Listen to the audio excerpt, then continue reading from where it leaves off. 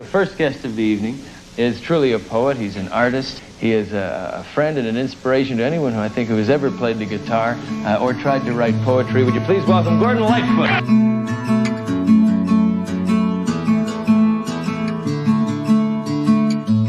Looking at the rain, feeling the pain of love lost running through my brain. This is Carefree Highway Revisited, the show that celebrates Gordon Lightfoot's music song by song, a proud member of the That's Not Canon podcast network. I'm your host, Mike Messner, and with me today is a fellow Lightfoot fan making his second appearance on the show from Hornby Island, British Columbia, John McLachlan. John, welcome back to Carefree Highway Revisited. Oh, thanks, Mike. It's great to be here. Now, you were on what was almost our premiere show, and you and I talked about Canadian Railroad Trilogy, and that was a really informative episode that we had on a very historical song. And today we're going to be looking at the Rain, which is from the Don Quixote album of 1972. Now, why did you in particular want to talk about this one this week?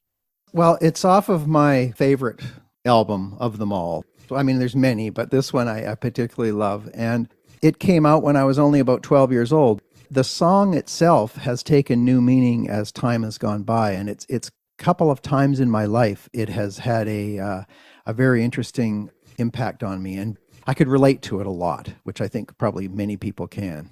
Yeah.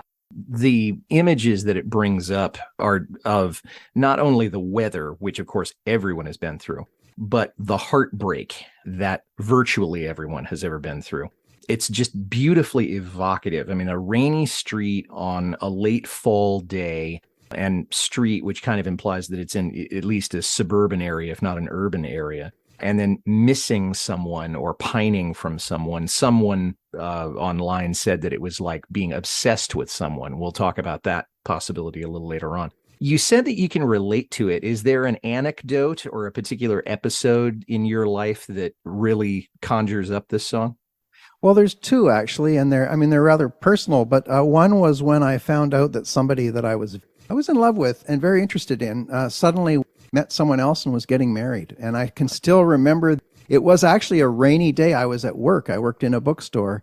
I was young, and there was nobody in that morning. It was a dead Monday morning in this bookstore, and the wind was blowing like crazy outside, and this song just came to me. And then the other time was actually, and I've talked to somebody else who had the same experience, but there's not all of the song, but there are aspects of it that are very much like when somebody dies as well. And my best friend died in a plane crash when he was just 28. And there's some similarities in there for this. So it's interesting when you look at it, even from that standpoint, and the rumination that you go through musically, which we'll talk about maybe a little later, is it just rolls around, and it is really like ruminating. You know, you can't get it out of your mind. And this person that you want is not there, and you can't get rid of the thought. Yeah, it is almost a obsessive, vicious cycle. I mean, you can't get the train of thought out of your head, and you're looking at something and everything reminds you that you're in this miserable funk. I think we've all gone through that at some point, whether it's the loss of someone that potentially was a mate or the death of someone, things like that. Is there a particular time of day or a setting that you would choose? Hey, this is perfect for me to listen to Looking at the Rain. Sure. Interesting. We're recording this in the middle of November, but it would be November, the leaves rolling around a bit. And yeah, I mean, a dimming part of the day on a Sunday afternoon at 4:00 when the light starting to go and it's gray and dark outside. Like that's rather depressing, but that's when I think of it. You know, it's almost identical for me. I think of my teenage years. I lived in London for 6 months when I was in high school. And although I don't recall going through a whole lot of heartbreak, I can just see all of the images, the trees, the wind, the rain, the picture, all of these things. And I was a little homesick, but that's a slightly different feeling from what we're talking about here. And in November, where it tends to be kind of getting cold in England, and actually I was in England when there was actually a hurricane that ripped through the south of England and destroyed Kew Gardens. So I've seen that happen more or less in spades. I also think of Sunday afternoons in particular, where you've had the weekend and now you're realizing you're going back to school, you're going back to a job that you may think is okay, but you're not really ready to do this. So you don't really want to go back and face the world for whatever reason. So when this was written, Lightfoot was going through the end of his marriage with his first wife, Britta. And I think he has gone on record saying that he really kind of wishes he was able to make it work. And it seems like he has some regrets about not being able to make the marriage work. He misses her, even though he knows that the marriage is irrevocably broken. The marriage is over. If they haven't formally gone through the divorce proceedings, they might as well have. Is there anything you can add to that? Any angle that you have on what was going on with Lightfoot when he wrote this? I don't have anything more than that, except I've got the book of his lead sheets from this album. It's interesting to look at the copyright dates in it, because of all the songs off of Don Quixote, the dates on all of them is copyright 1972. This one is 1969, which is kind of interesting. So I think that's about when this was all starting to happen. I can't remember the exact dates, but anyway, it's just kind of interesting that it's a couple of years earlier than the other songs on the album. Now, if I'm not mistaken, they got married in either 63 or 64, and the marriage lasted 10 years. So maybe even as early as this, he saw that the relationship was beginning to fall apart. But it's interesting that it's 69 when he wrote this, and they don't get divorced until 73. So he's still married, but he's realizing that there's probably some cracks in the relationship that maybe can't be fixed. So let's look at the lyrics a little bit. Looking at the rain, feeling the pain of love lost running through my brain. So he's identifying, as you said earlier, John, this fact that he can't think of anybody or anything except this woman that he's fallen for and that he's lost or is losing. And of course, rain is a melancholy thing in most contexts, and it certainly is here. I don't know any other way that you could portray the rain as being anything other than melancholy. No, for sure. And I mean, it's interesting that he uses that word, because he uses rain a lot in his songs. He uses it often in the first verse of a few songs, Early Morning Rain, of course, but this one, it's definitely a poetic word to use, that's for sure. But Rainy Day People was the other one that I thought of, although that's a much more optimistic song than this one. Looking at the wind, watching it spin, the leaves along the street, you win. Well, that's the only way you can really see the wind, is when it's blowing something, leaves or trees or branches or objects. But then he ends that line by saying, you win. And that implies that if you win, she wins, he loses. And I'm wondering, is the message here that she wanted out and she's gotten what she wanted? Why do you think he used that at that end of the line? That's how I read it. We've had that feeling, like you feel like you're being left behind. You basically, they're gone off with somebody else or into a new life, and you're still stuck on this same old thing. You're stuck in a rut. You're stuck here. You've lost them, and you've lost your own sense of purpose. Purpose, or maybe your identity. Yeah. Which is, it's a kind of an interesting commentary that we do lose so much of ourselves when we're in love. And I think it's just a hint of bitterness. This is not a bitter song in the same way that I'm Not Supposed to Care is not a bitter song, that other songs that he's done, they're about love lost. Dreamland is another one that comes to mind, which we did earlier this season. But, you win. And I think he just allows himself just a little bit of bitterness, and then he goes on with the brooding, or however you want to say it. Waiting for a line to fall, telling you it's all a big mistake. The only thing I could think of in terms of for a line to fall is in the context of songwriting. He's waiting for the inspiration. This is how I want to express myself, and I'm looking for exactly the right phrase, the right sentence, because he does say a little later on, but the words won't come. When he's talking about line, is he talking about songwriting? Is he talking about a telephone line? What do you think he means? Well, I've always read that one myself as being the old term, drop a line. When I was thinking about the words for this, I looked up that expression, and in fact, it first shows up in English in 1647. And it's basically dropped like a single line, or just something very briefly to say I'm okay, or, whatever it could be. I still love you, that could be the line that's being used. You kind of just wish the phone is going to ring and someone's going to say, it's okay, everything's fine. That's how I've taken it. Yeah, we're going to come back to that idea of, are things really okay? All I want is just to know that you're all right. And then it's all a big mistake. And it sounds like he's saying the mistake is hers as much as it is his. She's made a mistake in abandoning the relationship. Would you agree with that? Yeah, it's probably a mutual thing there. Like maybe they've had a fight and it's just the whole thing's a mistake. Like that's how I've taken it. Not that the relationship was a mistake, but that maybe there's just been a misunderstanding and it's separated them. Looking at a face so out of place inside that picture frame of lace. He's still got a picture of her on the wall or on his piano or something like that. To me, you talked about ruminating. I mean, this is really torturing yourself. If you've got this person's face and you're looking at it and every time you look at it, you're going to feel worse. The tendency would be, I would think, okay, I'm going to take this off the wall. I'm going to put it face down. I'm going to put it in a drawer someplace. I'm just going to get rid of it. But he's not doing that. And that goes along with, he can't even conjure up the energy or the wherewithal to move the picture out of the way. And I've been there, done that. Mm-hmm. I mean, as have I. For me, it was just a case of, okay, I'm just going to turn the picture over and not think about it. It didn't solve the problem, but at least it made me feel a little better. We'll be back to our conversation with John McLachlan about looking at the rain in just a minute. But first, a word from a podcast partner or two. Hi, this is Audie Martello, the host of the Mostly Folk podcast, a 60-minute foray into the music we all love.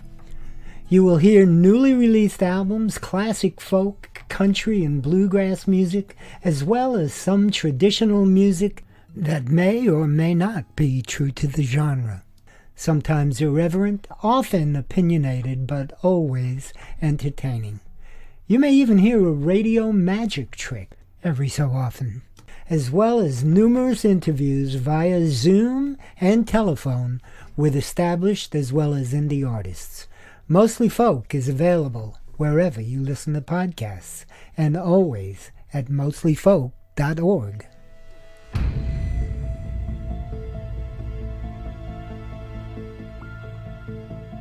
Are you a fan of true crime, cults, conspiracies, and all things sinister? Then tune in with me, your host Steph, every week for a new episode of the Sinister Story Hour. You can find the Sinister Story Hour on Apple Podcasts, Spotify, or wherever you listen to podcasts. Looking at the wall, wishing you'd call and tell me you're okay. That's all. I thought of the fact that the students I teach, most of them aren't aware of the fact that the telephone used to be on the wall, either because it was stationed there or maybe it was on a counter or something like that. Nowadays, of course, we all have smartphones. So the wall, why would you look at the wall? The phone's in your pocket. Wishing that you'd call and tell me you're okay. That's all. But is that really all he wants, is just to know that she's okay? It sounds like what he really wants is for her to come back, not to say, hi, Gordon, I'm okay. Just wanted to tell you bye. Yeah. Well, and again, there he is, just kind of stuck. I think the looking at the wall with the old phone thing is a great way of looking at it. I hadn't really thought of that before, because I think part of it is just he's obsessed and stuck with the situation. He's just staring at the wall anyway. But yes, there we were. We had our phones were all on the wall in the past with those 48-foot cords that ran out. Yeah. Those pigtail things that would get snarled up, and you try to walk away and all of a sudden you realize you just pulled the phone onto the floor or something. Yeah. Boy, those were the days, weren't they? Wishing this was all a dream and I'd find you sleeping when I wake. Pretty straightforward there. Wishing that he would wake up from this dream. He rolls over and there she is. I think, oh, whew, this was all just a bad dream. Also, when I've referenced it to somebody who's died, if it was a partner or something that has gone, you wake up. I haven't experienced this myself in that way, but you'd wake up wishing that they were just there. Like somehow surely this is a dream. They aren't really gone. They'll be there when you wake up. I think there's that aspect to it too. Yeah, I like the way you said that this is a real cliche, but you're in denial about it. And that is, we know, the first stage of grief is to deny that the event has happened, or to deny that it's had the impact on you that it had. And I think we have all gone through that, even though we don't like to admit that we've gone through denial at some point. Looking at the trees, so ill at ease from sleep that will not come, that's me. Well, probably from sleep and probably too many cigarettes and too much coffee. Probably not booze, because booze will tend to put you to sleep, although we know that Gordon had started drinking kind of heavily by this time. But being at ease, probably sick to his stomach, definitely sleep deprived, and really feeling awful in all sorts of ways. Well, yeah, exactly. And I also read this line that way personally, but also trees, which he's kind of equating himself to that. Trees don't sleep. They just stand there. They have to put up with all of this on and on. So I always played with that line, trees so ill at ease from sleep that will not come. It's like for them, the sleep doesn't come. And that's how it feels when you're in this grief state. It just feels like sleep won't come. You'd love to, but you're just got to stand there and take it. Maybe that's why he said at the very end, that's me, bringing it back to himself. I hadn't thought about the idea trees don't sleep. They are living beings, but of course they don't sleep, or certainly not in the way that human beings do or that animals do. Yeah, I may be stretching it there in terms of my interpretation of it, but it's crossed my mind. No, it's good personification. It's good. Looking at the dawn, knowing it's wrong, still thinking of your love that's gone. So on some level, he knows she's not coming back. And on some level, he knows, look, I really need to start the process of moving on. Stephen Stills wrote a great song called So Begins the Task. I must learn to live without you now. So at some point, he's thinking to himself, Lightfoot is, look, this is over. I'm just not quite where I haven't put two and two together quite yet. And he's not doing himself any favors by brooding or ruminating, but yet here he is. As you said, he can't get unstuck. Yeah, no, absolutely. That's the crux of the song here. And it tells us, too, that it really is over. And he knows that, but he doesn't want to believe it.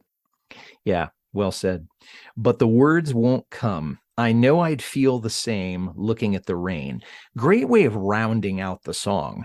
And we have talked about the idea the words won't come. And yet I thought, Gord, you've just written this beautiful song. Okay, obviously the words did come. You were able to express yourself so well. So I'm not really sure why you said that. Well, what if it's the words from his love that haven't come, like the other person, that those words haven't come?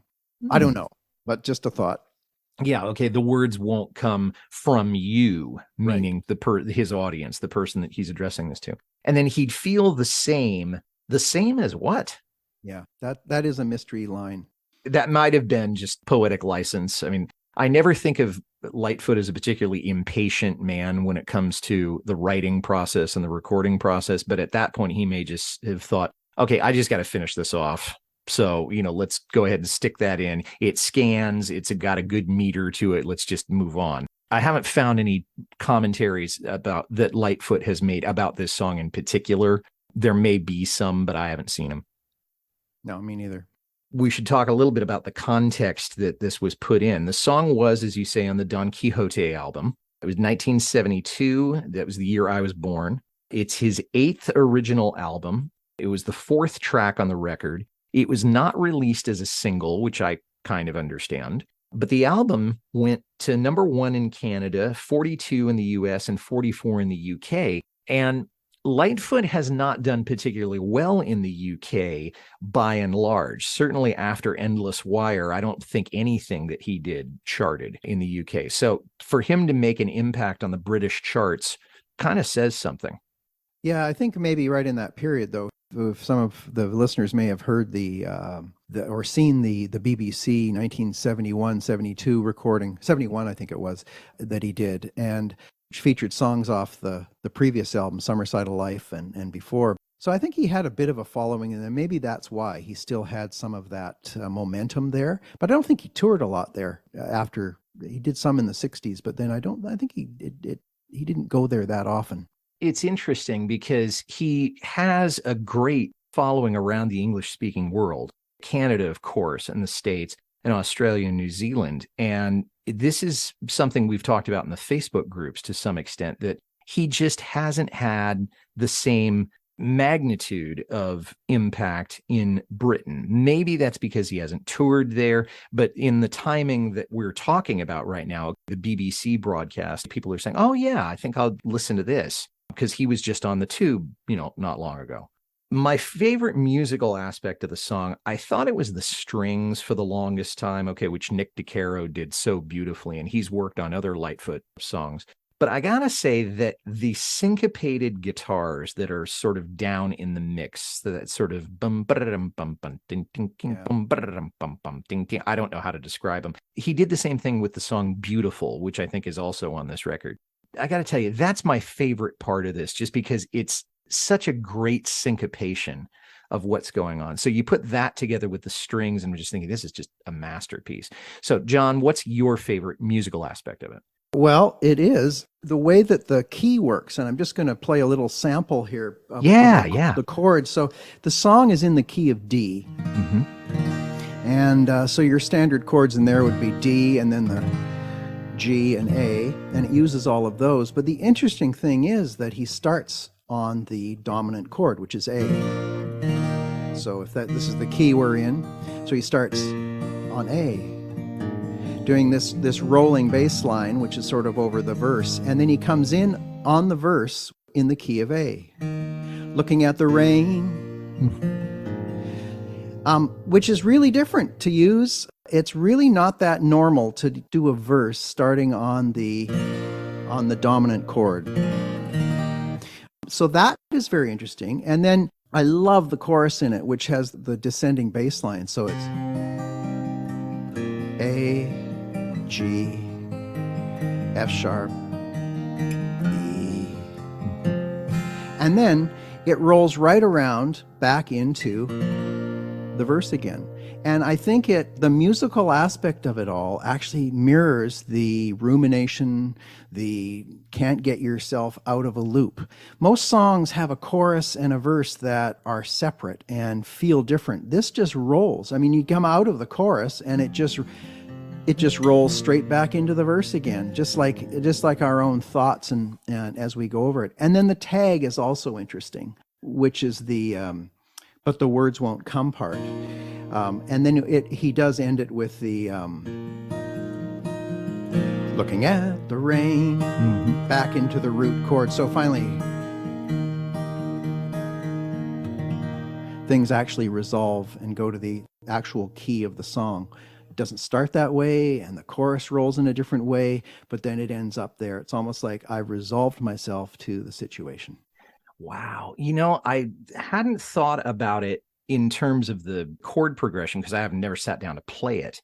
But I think about it now, that may have been the reason that the very first time I listened to it, I thought, this is leading me all sorts of different directions musically, and I wasn't sure where he was going with it. But the fact that he's starting on the tonic and then he goes into this run that you would think belongs in a different key, a key with three sharps rather than two sharps. For you music types out there, the three sharps would be the key of A rather than the key of D, which would be two sharps. Yeah, I mean, this really is a little different from a lot of the different folk and pop stuff that was coming out at the time. And that's probably the reason why it's been such a perennial for fans. This song does have a chorus. He sings the first chorus and first and fourth, and he sings the other chorus twice in a row in the middle.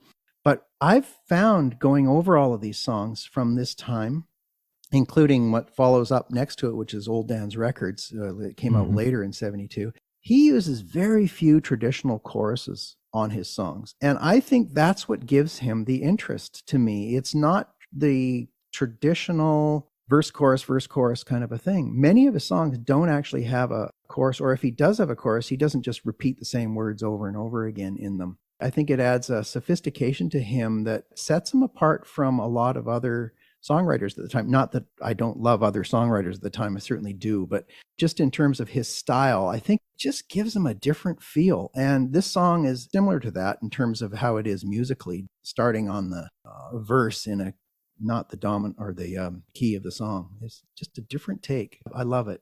You make a good point about the way he structures his songs. And I was just thinking, I've never looked at his lyrics from beginning to end, but there's very little of that traditional structure, which is, okay, you have a verse and then you come back to exactly the same chorus over and over again. And Lightfoot doesn't do that. Or if he does it musically, he doesn't do it lyrically. And that's probably one of the reasons why he caught the ear of so many people who loved folk music, but they weren't necessarily, they were listening to him and thinking, wait a second, he did something a little different. Well, that's kind of cool. And then, of course, his voice was just wonderful. We'll be back to our conversation with John McLachlan about looking at the rain in just a minute. But first, a word from a podcast partner or two.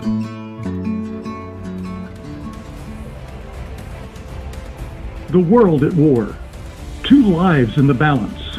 Who will live to see another day? The leader of the free world or a man falsely accused of treason? In this new dramatic audio series, A Date with Death, Helen Meeker has to make that choice, and time is running out. Assigned to exposing an espionage ring operating on American and British soil, Helen must outwit bank robbers, avoid booby traps, and even have dinner with a dead man. When the date with death is over, who's picking up the check? Ace Collins' best-selling World War II novella, A Date with Death, comes to life in this production by the Long Highway Players. Available on Acast and coming soon to a podcast feed near you, A Date with Death is a proud member of the That's Not Canon podcast network. Is that song really a cover? What instrument are they playing there? What do those crazy lyrics mean? If you're the kind of person who thinks about stuff like that, you're in luck, because I've got just the podcast for you. How Good It Is chooses a single song each episode and takes a dive into the story behind the song and the artist who made it famous. I'm Claude Call. You can find me in your favorite podcast software, or just point your browser to howgooditis.com. How good it is. This is pretty much the standard group that he was with in the 60s and 70s. He was playing 6 and 12 string guitar on the album, although I don't hear any 12 string, just 6 string. Red, Terry, and Rick, and then Nick DiCaro was doing the string arrangements. I hear guitar and bass and strings. There's no percussion. I know Ry Cooder played mandolin on the album, but there's obviously no mandolin on this. The thing that I thought was interesting is that he's only played this song live one time in his entire career. And I think it would be because the strings added so much to it on the recording that to do it without the strings might make it a little bit stark. Now, you've recorded it, and I'm sure that you've played it in your live shows. But I'm wondering, why do you think Lightfoot hasn't done it more? Is it a musical reason, or do you think it might be a more personal reason? That's a good question. I don't know. I mean, maybe it has been done at some point way back then, but it just didn't show up on the set list and so on. I don't remember hearing it. And my first concert was 1973, and I don't remember him playing it there, but I don't remember all the songs from that show either. It is a few years ago now. Mm-hmm. But I don't know. I mean, when I became a guitar playing fan of Lightfoot, I watched a lot when in his concerts what keys he played in. And interestingly, this song, he capos on the first fret of the guitar. And he, as far as I know, never capoed on the first fret on his guitar in live performances. He's always on the second or the third fret. I know he didn't like to change keys or have to read tune during shows. So he was very cognizant of keeping songs on the second fret. If he did have to move it in the same set, he would only do it once. And he was very, very conscious of that. His guitar was in tune and it was great. So I often wonder whether this song was just in the wrong key for him, for his voice, even going up a semitone to the second fret. And maybe it just didn't feel right to play live. This song and the one that follows it, which is Ordinary Man, are two that he plays on the first fret. And I don't ever remember hearing either of those in any live performance. Well, it brings up another musical thing for us guitar players. I've heard that Lightfoot always uses a capo. I mean, he never plays any song without using a capo, no matter what fret you're talking about. He always uses a capo. And that may be because to tune a 12 string, in the best of circumstances is a challenge. Yeah. And so maybe he just feels, okay, well, I know it'll be in tune if I just keep the capo on the first fret or something like that. So is that just mythology, or is that actually true that he always uses a capo for all of his performances? I have never seen him play without a capo on. And I don't think any of his recordings he did either. It just suited his voice for that. And so so much of this stuff is just second or third fret.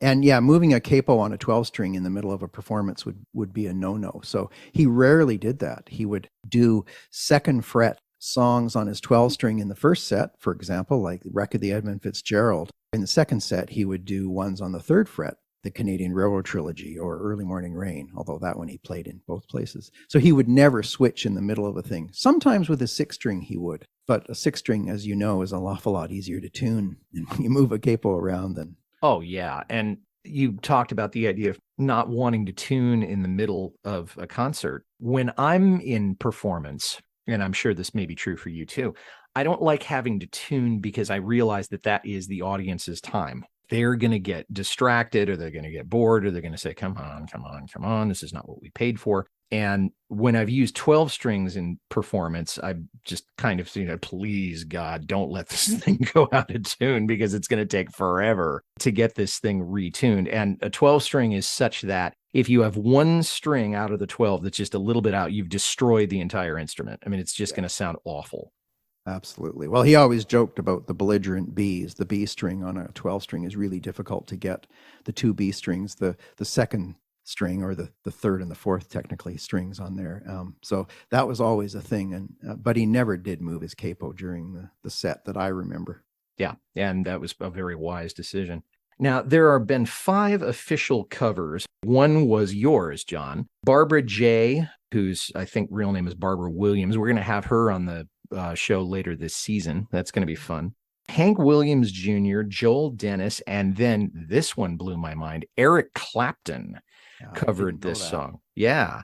And Gordon's is better, but I thought it was kind of interesting that of all people, Clapton, who up until the 90s was not known as an acoustic player at all, does this song and does an admirable cover of it. And this is something I'm going to have to research a little bit. Hey, Eric, why did you choose to do that song in that way? Is there anybody that you kind of wish had done this, or that you wish would do it? Well, weirdly enough, I wouldn't have said this years ago, but as I get older, I appreciate even more Frank Sinatra, because his phrasing is impeccable. He can phrase anything any way he wants, and he's great at sort of the more intimate sound of something. So I can hear with this one, you talked earlier about the strings that are in this song, but I could hear Frank Sinatra with the Nelson Riddle Orchestra in the CBS studio, do this massive orchestra behind him doing Looking at the Rain. He would phrase it so amazingly that would be really different from what one would expect. I know he's not current, but that would be my dream one, just for fun. Oh, gosh. Harry Connick Jr. might also be able to take a shot at it. Tony Bennett, although I don't know how much longer he's going to be around, and I don't know if he's doing recordings, but that same kind of ilk, just vocalists. The ones that I chose were a little bit more contemporary. I would love to hear David Crosby do this, although, again, he also is getting on in years. And then Stevie Nicks, I think, could do an okay job with this. For sure. Because she's certainly done things like Landslide and things that were acoustic based when she was in Fleetwood Mac. So that would have been good. Are there any other closing thoughts on this song, John, before I find out a little bit more about what's been happening with you? No, this is one of my top 5 favorite Lightfoot songs. And it's interesting because it's really a fairly obscure album cut, as they say. And it's a case where back in the day, we bought the album and we listened over and over and over again. And probably nowadays you would miss a lot of songs like this because so much selection out there. So it was kind of interesting. It just feels embedded into me, and it means a lot to me. So I've nothing more than that. Truly love playing it. So what have you been up to musically? Now, you were on the show about 18 months ago when we first started out. I think you were in episode 2 or episode 3. And we were coming out of the pandemic and all that. And so what have you been doing musically, and what should the listeners out there, particularly ones in British Columbia, know about your musical activities? Well, actually, I'm doing a show that features Gordon Lightfoot's music, the whole show, and I've got a little tour coming up next April, but it's in British Columbia in sort of a few soft seaters. That'll be really fun to do. I don't do his songs purposely exactly like him. Some of them are close, but I try to do things just to make them more my own. So I'm doing that, but I'm also starting a series. It's a bold plan. It sounds like it's as bold as your plan of doing this podcast, but it will be a video version, just a song. I'm going to record each of his songs starting at the beginning and put them on YouTube. So, and I'll probably work with my lead guitarist, Mark Atkinson, and I'll just talk about what that song means to me and how we're playing it. So it'll be a quick video of each song, and I'm going to start that up in January on my YouTube channel. So that's going to start with Rich Man Spiritual and go all the way through everything on solo. Well, I figure even I could get up to the 80s, but that would be 160 songs to do. So it's a bit of it's a bit of work, but it's fun. So. It's getting back to these songs and looking at them as actually playing them is quite interesting. Like it's a different thing, and I'm trying to make them things that mean something to me to do them, or the character that might be singing them, or whatever. It's just really interesting. And then of course when I listen to your podcast and we're talking about these songs, you start to remember the times, what else was going on. And some of it, I mean, Rich Man Spiritual, the first album, I was only 6 years old. So it's not like I remembered too much. I didn't remember anything of it then, but then you kind of dig into it and it's quite interesting. You know that, my exposure to Lightfoot happened in 75 when I was 3 years old. And I didn't understand the depth of what he was doing. I just knew that it was catchy and it was unlike anything that anybody else was listening to in my peer group. So, John, where can people find you online? My website is johnmclachlan.ca. And if you're wondering how to spell McLachlan, look up Sarah McLachlan, the singer, and it's spelled exactly like hers is, except that I'm not related. That was my next question, because I think you probably would have made that clear by now. John McLachlan, thank you so much. It's great to see you again. Good to talk with you. And I hope to have you back on the show soon, and maybe on the webcast we're going to be doing for people to do an online tribute concert. Ah, cool. I'd love to. Thanks, Mike. And thanks for listening, everybody. If you like this well enough to listen to the whole thing, tell somebody about it. Carefree Highway Revisited is on Apple, Spotify, Acast, or wherever you get your listening matter. Our website is www.lightfootpodcast.com. I'd like to make a special request for you to visit my Patreon page. I love this show so much, and I want to keep it going, and you're in a position to help. Please head over to www.patreon.com/carefreehighwayrevisited. $1 or $2 a month is all I ask. You can reach me, Mike Messner, at teachermike72@gmail.com. Our next episode will feature my guest, Jeff Coast. He'll be making his second appearance on the podcast, and he'll be talking about Gordon's song, Is There Anyone Home, from Sundown. That'll be coming up in the last week of November. Until then, this is Mike Messner reminding you, run for the roses, but don't forget to stop and smell them. We'll see you next time.